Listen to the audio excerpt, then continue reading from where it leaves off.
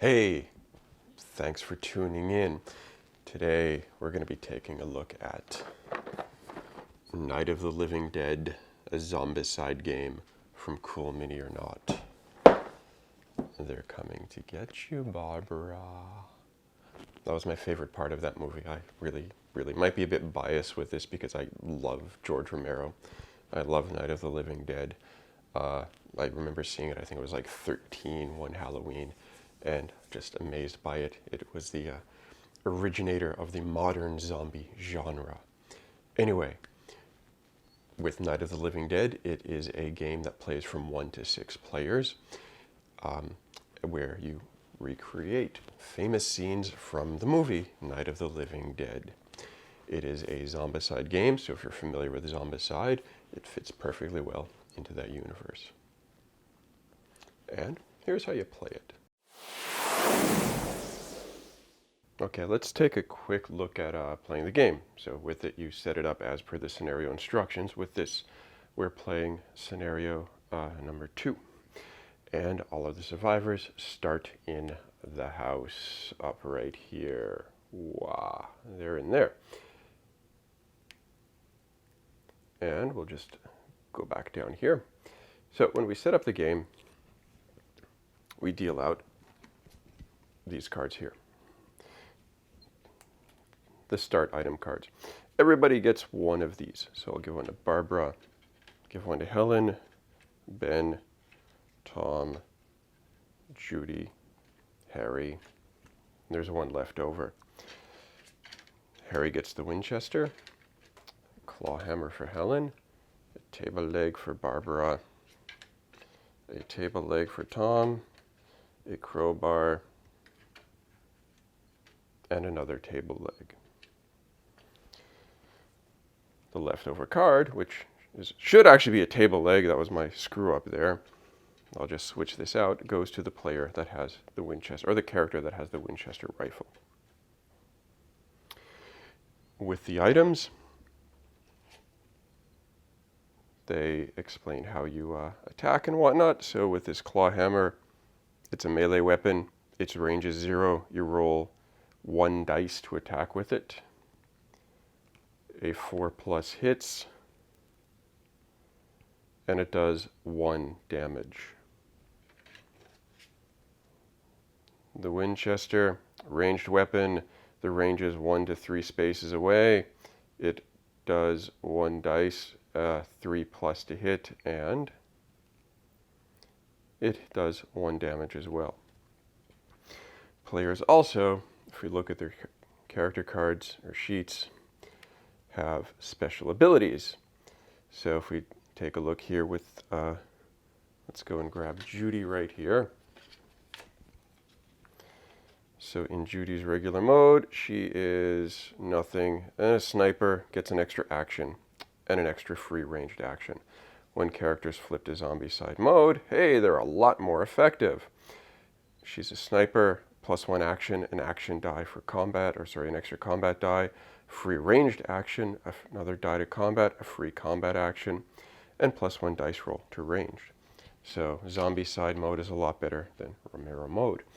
Of course, you want to get your characters to that. So how do you do it? Well, you give them the gun. Whoever has the gun joins that. So if Ben has the Winchester, if Ben gives the Winchester to Helen, Ben then flips, enters his zombicide mode. That. As well, with the characters, or their little player boards, you have the tracker that tracks their skills as they go up. The XP tracker is on the bottom here when they move up by completing tasks, killing zombie. And you've got your wound tracker here. So if we take a look at Ben, when Ben gets a wound, he'll go to the 1, the 2. If he gets to the 3, he's dead, he's gone, he's finished. When he goes here into the yellow, we add another peg, and he gets another action die in zombicide mode. If a game effect comes up, they switch back to Romero mode. And on your turn, you get 3 actions. They're the standard actions: move, search, fight, pass off weapons, etc. When you search, there's a deck of common items right here. It has lots of common items: boards, mason jars, which can be used to combine with things. And then these relatives. When a relative comes up, you take a zombie marker or mini for a relative, which are the red minis. And then all the characters flip back to Romero mode. One thing I did forget to mention: when you change to Romero mode, you switch out your minis. It does make the game a little fiddly, but they look really freaking badass. They're pretty awesome with Ben here with the Winchester. And then they will replace the regular mini on the map. On the zombies' turn, we pull out a zombie card. They're over here. When we pull one out, you pull one out for each spawn point, which are these right here on the map. This one right here says in the blue zone, where everybody is right now, nothing happens. If it is above that, we get a relative appears and survivors will shift to Romero mode. Here we have breakers, which is another special type of zombie. Blue, nothing happens. The other levels, you get a broken barricade with breakers. They break barricades, hence they're called breakers. Boards, that shouldn't be there. Wrong deck. Walkers, we get 1 walker or 3, 5, 7, again depending on the level that people are in. To win the game, you complete the scenario. To lose, hey, you get killed by a zombie, or there are zombies in the house and other conditions. That's a very general overview of it. With the item decks, there are also ranged weapons that you can search, like a sawed-off and another Winchester, Smith & Wesson, another sawed-off, an Ithaca, and another sawed-off. Some of them have this dual wield, so you can go with double shotguns, which is pretty awesome. And there are the melee weapon deck. So you have like a chainsaw, axe, and again, some of these can have a dual wield. So you can run around with 2 machetes chopping zombies down. It's the standard Friday night for most of us.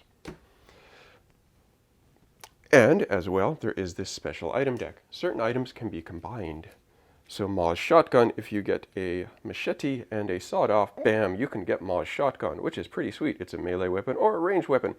And it does 2 damage, which is important because certain zombies, the fatties, need 2 damage to take them down. They're brutal, they're hard. You can get Molotovs, which is really fun. The torch, scoped Winchester, also quite nice. And that's the generalness of, how you play this. So, with Night of the Living Dead, I have some criticisms before I get to the good, the bad before you do the good points. So, first, the scaling is a bit weird because it plays 1 to 6, and that doesn't change. There are 6 characters in the game, so if you're playing with 1 person, a solo game, you use all 6. If you're playing with 6 people, same thing, everybody uses one of those characters. So if you're playing with a lower player count, it can get a bit confusing, a little bit hard to track. So using some kind of action tokens to see which characters have gone, which haven't, helps you keep track of things a little bit better, especially if your brain's a little bit scattered like mine can be sometimes. Also, it has like a lot of minis, and the production quality of that is fantastic, but they can be a bit hard to fit back into the trays. There's no guide that says where you put them back, so I need to actually go online and look up how to put them back. I've taken a photo that I look at whenever I play the game now to see where everything goes back into the game. Another critique is with the player boards can be a bit fiddly. So you're constantly flipping back and forth between the Romero mode and the Zombicide mode. And just doing that, like digging in, flipping the card over, can be a little bit of a minor inconvenience at times. Also, the rule book, not great in my opinion. I'm used to playing a lot of war games, especially like GMT. Their rule books are laid out step by step by step by step perfectly. Everything in one area. Nice indexes as well that say where you need to go to find information. The rule book's a bit more scattered in Night of the Living Dead, so a piece might be in one area, another rule might be in another area. Also, an example that kind of was a bit weird in the first play was that it says in the rules that the player with a Winchester rifle is player number 1. However, in the rulebook, the first scenario says that the rifle is put in the center of the board, not used by a character. They don't start with it. You have to go and pick it up. So it's like, well, who's the first player in that situation then? It kind of breaks one of the cardinal rules right off the bat. Good things with this game.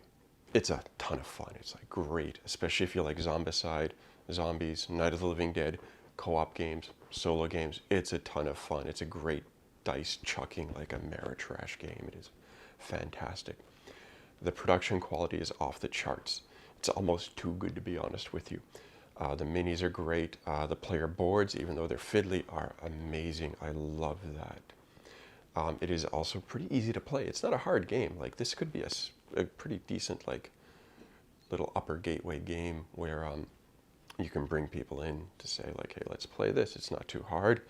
You get 3 actions on your turn. You can do this, this, this, or this. It's fun. It's incredibly fun. So, if you like Zombicide, if you are a fan of Romero or zombie movies, I would say like, yeah, pick this up for sure, 100%. If you can't afford it, because the price point is pretty high, get one of your friends to play with you. You know, it's like amazing if they have it. It's a good game, so I'd definitely recommend it.